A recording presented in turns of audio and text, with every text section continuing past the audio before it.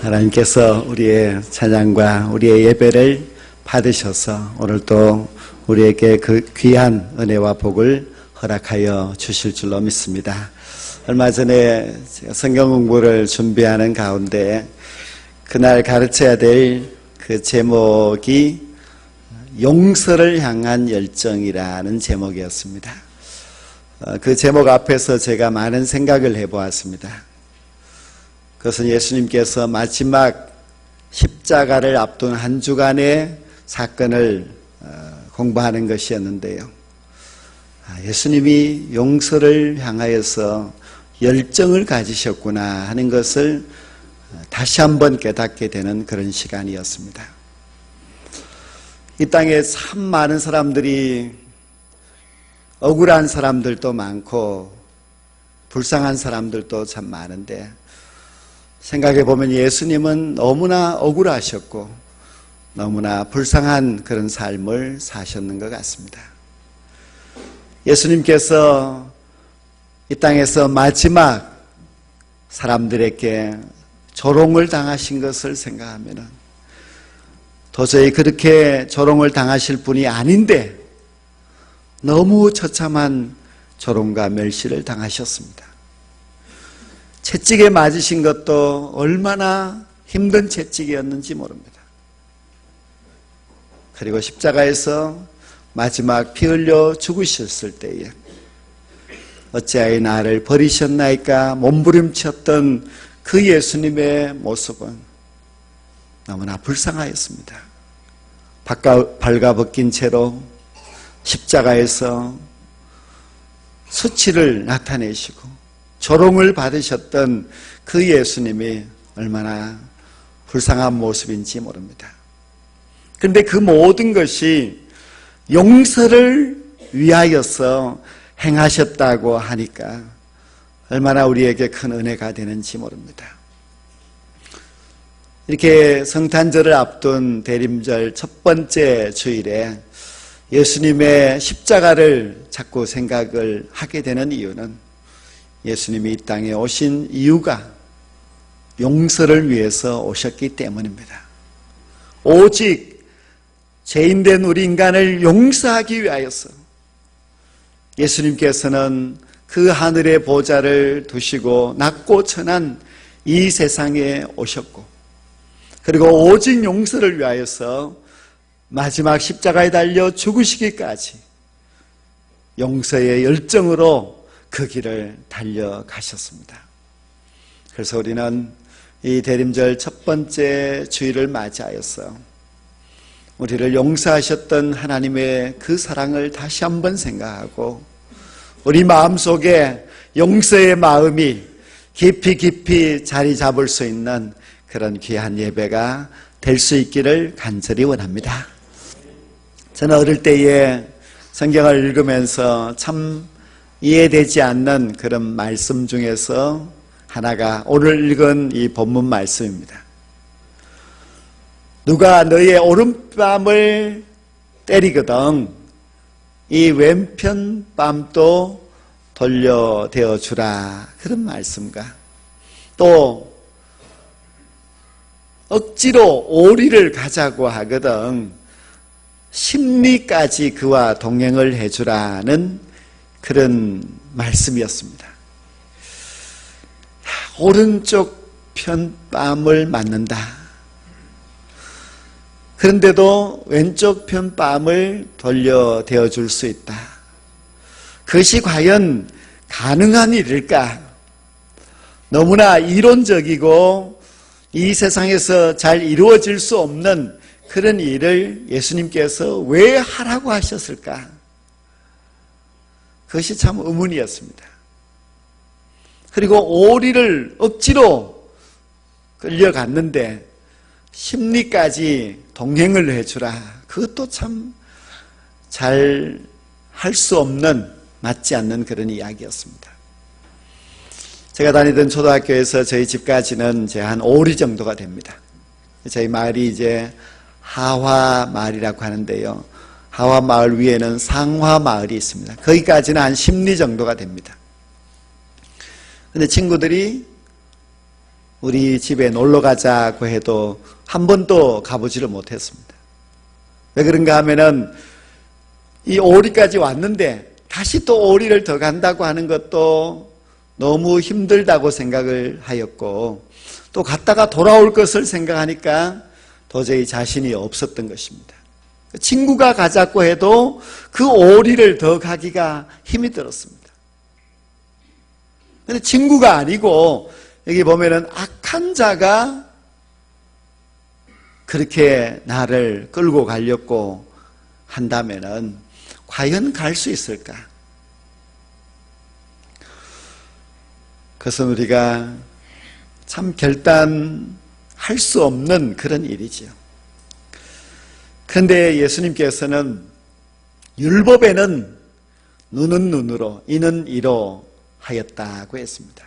율법은 하나님의 말씀입니다.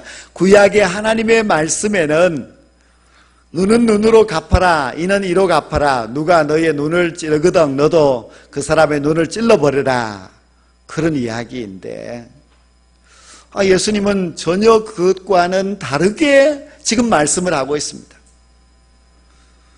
눈은 눈으로 갚아야 되는데 그것이 아니고, 누가 오른편 뺨을 때리면은 왼편 뺨도 때리도록 그렇게 허락을 하라고 하니까 구약의 말씀과 너무 다르다. 예수님은 왜 구약의 하나님의 말씀과 지금 전혀 다르게 말씀을 하셨을까? 하나님의 말씀을 무시하는 것일까? 그런 생각을 가질 수 있습니다. 우리는 오른편 뺨을 때리는 자에게 왼편 뺨을 돌려대어 줄 수가 없습니다. 그것이 부모이거나 또 그것이 형제일지라도 그렇게 하기는 참 힘이 듭니다. 그런데 심지어 악한 자, 나쁜 사람, 그런 사람들이 그렇게 하겠다고 하면은 우리가 할 수가 없습니다.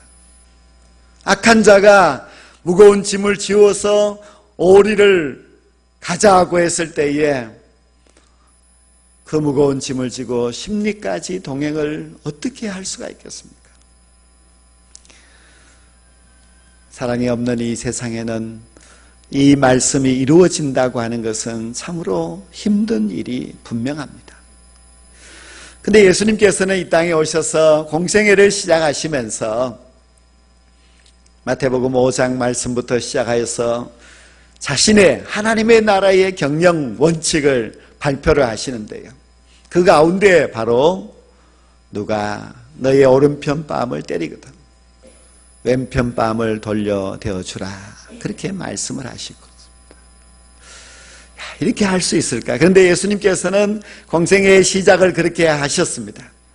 그리고 마지막에 원수들에게 재판을 받으실 때에 예수님이 정말 그런 일을 당했습니다.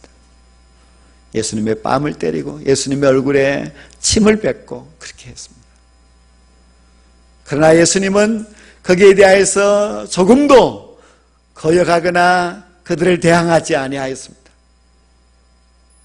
얼마나 큰 모욕을 당했습니까? 그러나 예수님은 그들을 향하여서 대항하지도 욕하지도 아니하였습니다. 우리 하나님은 용서의 하나님이십니다. 우리 하나님은 인간을 용서하고 싶어서 못 견디는 그런 하나님이십니다. 최초의 에덴 동산에서 아담과 하와가 죄를 범하였을 때 얼마나 하나님의 마음이 실망스럽고 마음이 아팠겠습니까? 그러나 그 죄 지은 아담과 하와도 용서하시고, 또 하나님은 죄악된 우리 인간을 용서하시기 위하여서 용서의 법을 만드셨는데, 그것이 바로 모세를 통하여서 주신 제사법이었습니다. 어떤 죄를 범하였든지 다 제물을 가지고 주님 이 제단 앞에 나와서 그 제사를 드리면 용서해 주시겠다고 하셨습니다. 하나님이 세상을 이처럼 사랑하셔서 독생자를 왜 주셨습니까? 하나님이 독생자를 주신 목적은 우리 인간을 심판하기 위함이 아니라 우리 인간을 구원하기 위함이라고 말씀하고 있습니다. 하나님은 용서의 하나님이십니다. 하나님은 우리 인간을 용서하시기 위하여서 저 창세기로부터 요한계시록까지 온통 용서의 말씀으로 가득 채우시고, 그리고 용서하신다는 그 증거로 자신의 독생자 예수님을 이 세상에 구원의 주로 보내주셨습니다. 예수님께서는 용서를 위해서 이 땅에 오셨고 용서를 위한 열정을 보여주셨는데, 마지막 십자가에 달려서 죽으실 때에 자기를 십자가에 못 박는 그 원수들을 향하여서 아버지, 저들의 죄를 용서하여 주십시오, 그렇게 기도하였습니다. 저들을 보내주십시오, 저 악한 자들을 하나님이 심판해 주십시오, 그렇게 말씀하지 않고 그 상황에서도 예수님은 용서를 말씀하셨습니다.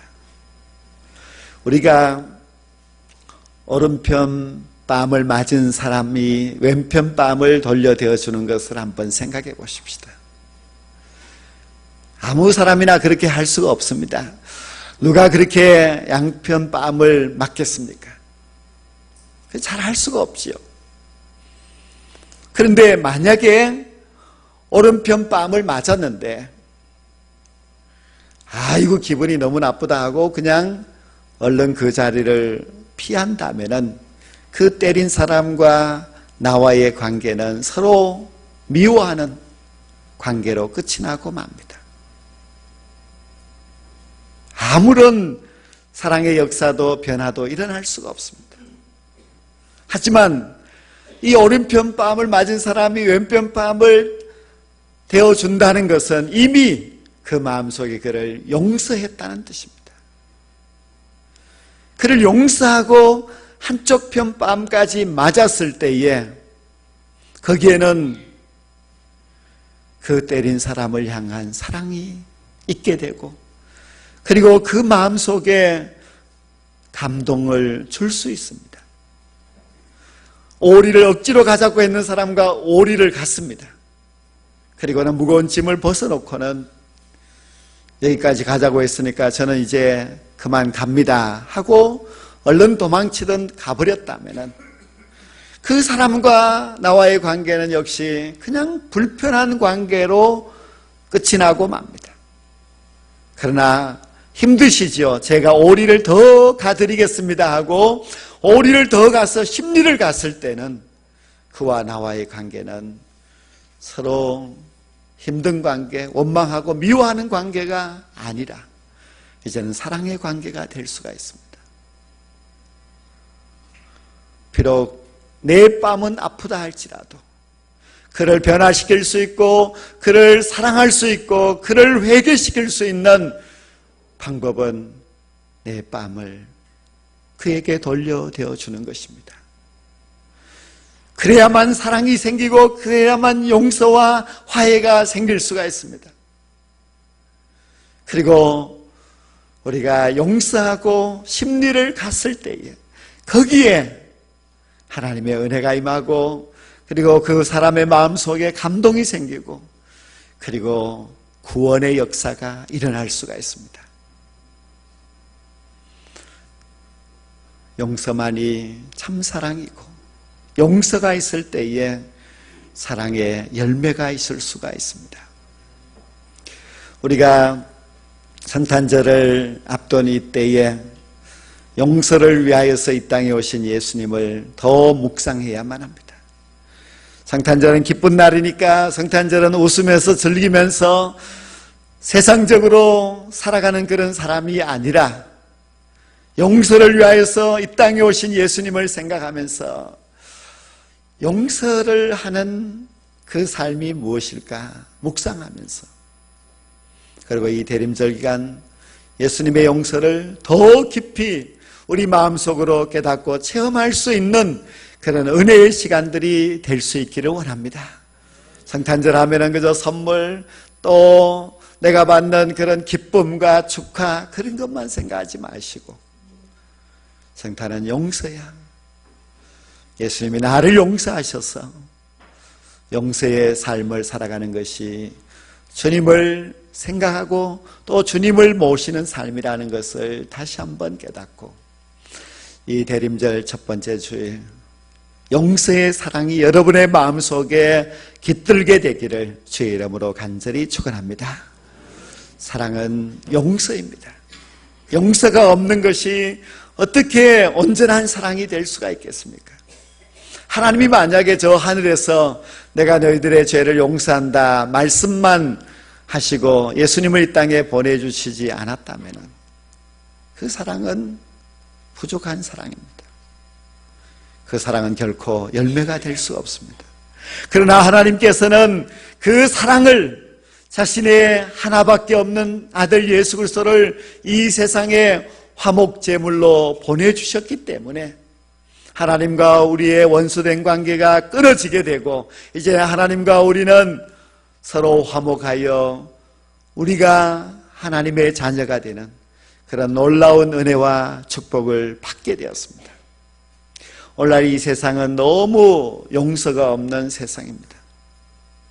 만약에 이 세상에서 우리가 오른편 뺨을 맞았다, 그런 일이 잘 없지요. 그냥 TV 드라마나 또 영화에서나 나오는 그런 이야기인데, 만약 현실에 우리에게 그런 일이 일어났다면 우리는 어떻게 대처해야 되겠습니까? 우리는 나의 뺨을 때린 사람을 용서하지 않을 것입니다. 어떻게 복수를 할까? 어떻게 응징을 해야 되나? 고소를 해야 되나? 여러 가지 생각이 복잡할 것입니다. 한쪽 편 뺨을 맞았는데 다른 편 뺨을 맞을 수가 없습니다. 이미 한편 뺨을 맞았는 것으로도 얼마든지 억울하고 또 분노가 일어날 것입니다. 내가 그 사람들보다도 더 힘이 있는데 또 나는 아무 잘못이 없는데 그런 일을 당했다면 그 모욕감을 참을 수 없을 것입니다. 또 우리가 힘들게 다른 사람의 짐을 지고 오리를 갔는데 심리를 가자고 하면 갈 수가 있겠습니까? 사람들은 용서가 없습니다. 그래서 작은 일에도 용서하지 못하고 이해하지 못합니다. 가족 간의 관계에서도 작은 말만 들어도 그 말조차도 우리가 이해하고 용서하지 못하기 때문에 서로 얼굴을 붉혀야 되고 서로 불편한 관계로 살아가고 있습니다. 참된 사랑은 용서가 있는 사랑입니다. 용서를 배우지 못하면 우리가 진짜 사랑을 할 수가 없습니다. 위대한 수학가고 또 천체를 연구하고 했던 과학자인 코페르니쿠스가 그의 마지막 유언을 남기는데요, 이런 유언을 남겨서 그의 묘비에 적혀 있습니다. 나는 바울이 가졌던 그 특권을 원하지 않습니다. 베드로가 가졌던 그런 권능을 원하지 않습니다. 나는 십자가에 달렸던 강도에게 주었던 그 용서의 마음을 원합니다. 그렇게 말하였습니다. 용서할 수 있는 마음이 축복인 줄로 믿습니다. 남을 용서할 수 있는 그 마음을 가졌다고 하는 것이 얼마나 큰 은혜인지 모릅니다. 우리가 용서할 수 있는 마음을 가지면은 하나님의 마음을 알게 됩니다. 우리가 용서할 수 있는 마음으로 살아간다면은 우리는 그 예수님의 용서를 우리도 가지고 예수님이 하셨던 그 용서를 우리도 할 수 있는 사람이 될 수 있습니다. 어제 용서의 마음으로서 우리 주님을 닮아갈 수 있는 우리 모두가 될 수 있기를 간절히 원합니다. 성경에 보면은 예수님의 그 모습과 너무나 닮아서 예수님의 예표가 되었다고 하는 사람이 있는데요, 구약 창세기에 나오는 요셉입니다. 요셉은 자기 형들이 자기를 미워하여서 죽이려고 하다가 노예로 팔았습니다. 애굽의 노예 생활을 오랫동안 했습니다. 그러면 요셉의 마음에는 형들에 대한 미움과 복수를 하고자 하는 마음이 있어야 됩니다. 그러나 요셉은 그런 마음이 없습니다. 이미 자기를 오히려 팔았던 그 형들을 용서했습니다. 그가 미움의 감정으로 살았던 것과 용서의 감정으로 살았던 것과는 분명히 차이가 있을 것입니다. 그는 노예 생활을 하였고 억울하게 옥에 갇히기도 하였습니다. 그러나 형들도 용서했고 자기를 억울하게 옥에 갇히게 하였던 그 보디발의 아내도 용서를 합니다. 사람이 용서의 마음을 갖고 살아가게 되면 인생이 아름답게 변하고 인생을 아름답게 완성할 수가 있습니다. 그것이 요셉이 보여주는 인생의 모습입니다. 20년이 지나서 요셉은 형들을 만났습니다. 그때 요셉이 형들을 용서한 것이 아닙니다. 이미 요셉은 오래전에 형들을 용서하였기 때문에 그 형들과 따뜻하게 만날 수 있었습니다. 용서는 우리의 인생을 아름답게 구성하여 주고 용서의 삶을 살아가게 되면 우리의 인생이 아름다운 결론을 맺게 해줍니다. 반대로 우리가 미움에 가득 차서 요셉이 만약에 복수의 칼날을 갈면서 내가 형들을 만나면 가만두지 않겠다고 그렇게 살아갔다면 그의 인생은 아름답지 못합니다. 자기를 망치고 형들을 망쳤을 것입니다. 그리고 성경에 그의 이름이 절대로 아름답게 기록되지도 않았을 것입니다. 미워하면은 자신의 인생이 점점 더 험악하게 될 수밖에 없습니다. 그러나 용서하면은 요셉과 같이 아름다운 인생으로 가꾸어지게 되고 아름다운 인생으로 그 인생을 마칠 수 있습니다. 우리 예수님께서는 용서를 향한 열정으로 살아셨습니다. 용서를 향한 열정이 과연 무엇일까? 우리가 예수님의 그 마지막 한 주간을 가만히 들여다보면 예수님은 열정적으로 용서를 하십니다. 예수님을 너무나 이해하지 못하는 제자들, 예수님을 모른다고 부인하는 베드로, 얼마나 한심하고 답답하겠습니까? 그러나 예수님께서는 그런 무지하고 배반하는 그런 제자들을 조금도 탓하지 않습니다. 그들을 이미 다 품어주고 용서해 주었습니다. 또 자신을 향하여서 비방하고 욕하고 저주하는 그 악한 무리를 향하여서도 예수님은 용서의 기도를 드렸습니다. 내가 원수를 갚겠다 그런 마음이 예수님에게는 전혀 없습니다. 심지어 예수님은 자신을 십자가에 못 박는 그런 원수들이 있었지만은 도리어 그 모든 원수들을 향하여서 자신의 피를 아낌없이 주시면서 그들을 용서하시고 그들을 향하여서 구원의 길로 인도해 주셨습니다. 우리도 다 죄인 되었을 때에 하나님께서 그 독생자를 통하여서 우리를 용서하시고 구원해 주신 것입니다.